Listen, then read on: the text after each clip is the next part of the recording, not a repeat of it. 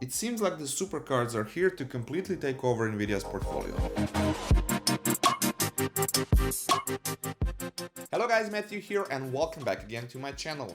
Although I'm sort of going in a reverse order since one came before the other, as a follow-up to my review of the recently released GTX 1650 series, feel free to check it out in the right top corner of this video. Today I will be taking a closer look at its next super brother, the GTX 1660 Super, that being this Gaming X model of it from MSI.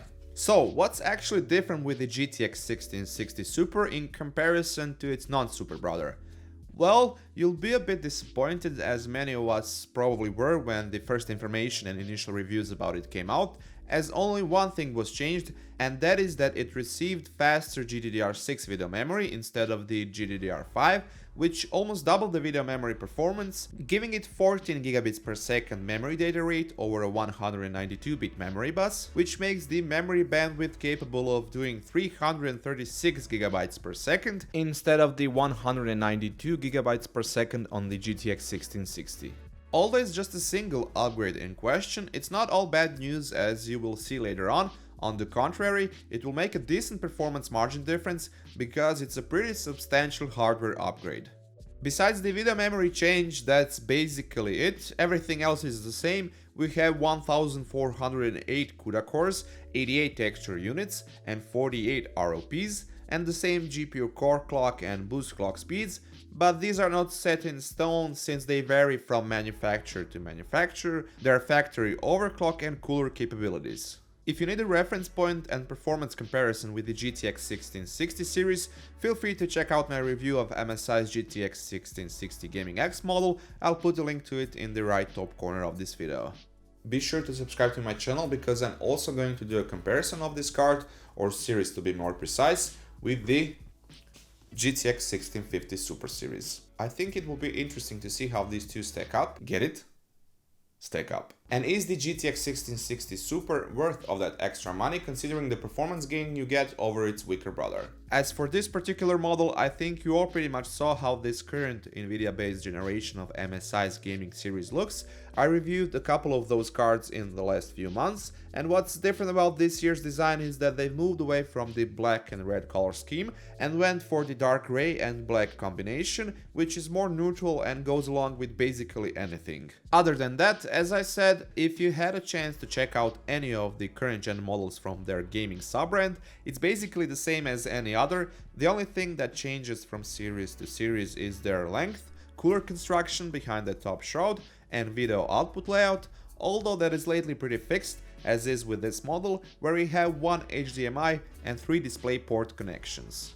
Another good thing in comparison with the GTX 1650 Super Gaming X model is that this one does get all the bells and whistles, in particular that being the Rgb LED lighting of MSI's logo on the side of the card instead of just being white, as well as few Rgb LED lines around the two 85mm Torx 3.0 fans. Of course, all of that can be controlled over MSI's Dragon Center software utility, and a nice clean looking metal backplate with a brushed aluminum finish look, completing the whole well-built look and being the cherry on the top, so to speak. Having a bit more power hungry and faster components, the official TDP number of this series is 5 watts higher compared to the GTX 1660, so just a minor adjustment, which translated into around 10 watts higher power consumption. With all that said and done, I was seeing around 145 to 150 watts of total power consumption just for the GPU. That's with looking at the difference between the idle and load state using the Fermac GPU stress test, which is why this card comes with one extra 8-pin PCI Express power connector, as the PCI Express slot cannot provide enough power for it, nor could one extra 6-pin PCI Express power connector besides it. Incorporating some overclocking into it will probably draw additional 5 to 10 watts, but the extra performance gain will make it worth your while. Speaking of the overclocking, I've managed to bump up the core clock speed up to 2020 to 2040 MHz, while the stock GPU clock speed was mostly doing a bit above 1900 MHz, which is very similar to the other Turing cards which I've tried so far. The GDDR6 video memory again turned out to be a great overclocker. I've managed to bump it up to just above 18 gigabits per second of effective memory data rate. Someone asked me about the automatic overclock feature in my last video, but I tend to avoid it completely because you can always get far better results by doing a manual overclock like I did it here. You can use my MSI Afterburner settings, which I shown here for overclocking of your card, and if you cannot get it stable, lower down the GPU and or the memory speed step by step, while also testing out every single of that change until you get a stable card's behavior and results. With doing so, the GPU temperatures pretty much stay the same between 64 and 65 degrees Celsius, with just a slight change in fan speed, but nothing too alarming. The stock load temperature was mostly hanging around the 62 to 64 degrees Celsius mark on an open test bed, while the idle temperature was sitting at a bit higher 49 degrees Celsius, which is again a pretty common sight considering that the fans don't run due to MSI's zero frozer technology, which turns them off if the GPU temperature is below 60 degrees Celsius and vice versa. All of this is achieved thanks to their long-running twin frozer cooler design, which is now in its 7th generation and which in this instance uses 3 heat pipes which go through the very dense aluminum heatsink and the nickel-plated copper GPU baseplate, while it also has this black cold plate which covers a big surface portion around the GPU and is used for cooling off the video memory and components of the 4+ 2-phase power design. Before I get to my benchmarking results, if you have any questions or other concerns about this card, please leave me a comment down below and I will try to help you out. And down there in the description box, to be precise, you will also find my setup which I used here to test out this GPU, and the core components are usual, that being Intel's 6-core Core i5-8600K CPU, overclocked to 5.1 GHz and paired with 2x8 GB of 3000 MHz DDR4 RAM.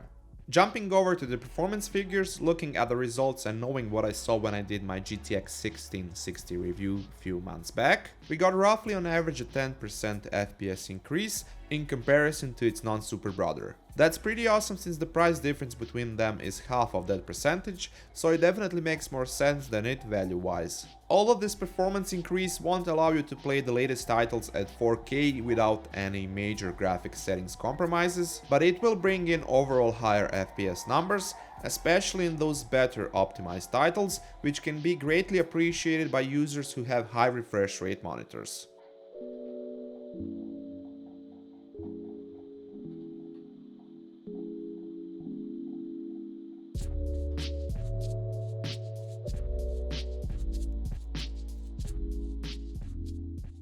As for the performance of the card while using those overclocking settings, here you can also see additional performance gain of around 10%, so that's another 10% on top of the 10% gain which was achieved by just swapping the video memory from GDDR5 to GDDR6, and all of that will in the end give you a pretty nice kick in frame rate output capabilities of this series. Noise that the fans make when the card is under load is next to silent as they spin between 1100 and 1200 RPM during gaming. With the card being overclocked, that's just a bit above 1200 RPM, but still quiet and far from being unbearable, let alone when you put it in a chassis, and that's coming from me, and I am what you would call a noise freak. Here's a short sound clip of the card under stock and OC load, while also showing you the sound meter for a measurement comparison.